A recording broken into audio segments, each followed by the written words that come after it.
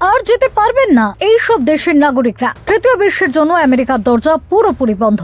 ভারতের পড়শি দেশের চরম নিন্দা করে বড় ঘোষণা করলেন ডোনাল্ড ট্রাম্প। তৃতীয় বিশ্বের দেশ কারা? তালিকায় কি বাংলাদেশ, পাকিস্তান রয়েছে? ডোনাল্ড ট্রাম্প ক্ষমতায় আসার পর অভিবাসন নীতিতে আমূল পরিবর্তন এনেছেন। এবার আরো বড় ঘোষণা মার্কিন প্রেসিডেন্টের। শুধু তৃতীয় বিশ্বের সব দেশের জন্য অভিবাসন বন্ধ নয়, সাথে 19টি দেশ থেকে আসা অভিবাসীদের তথ্য যাচাই করবে যুক্তরাষ্ট্র।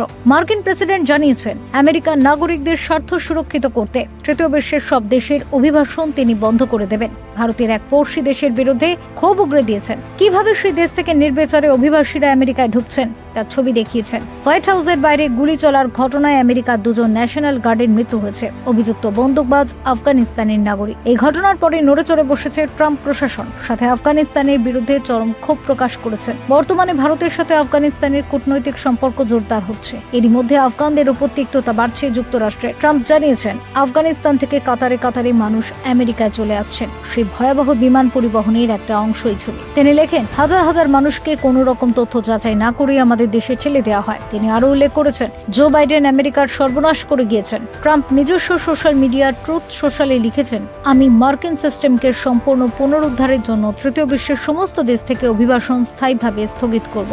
ঘুমন্ত জো বাইডেনের অটো পেন স্বাক্ষরিত লক্ষ লক্ষ অবৈধ প্রবেশাধিকার বাতিল করব।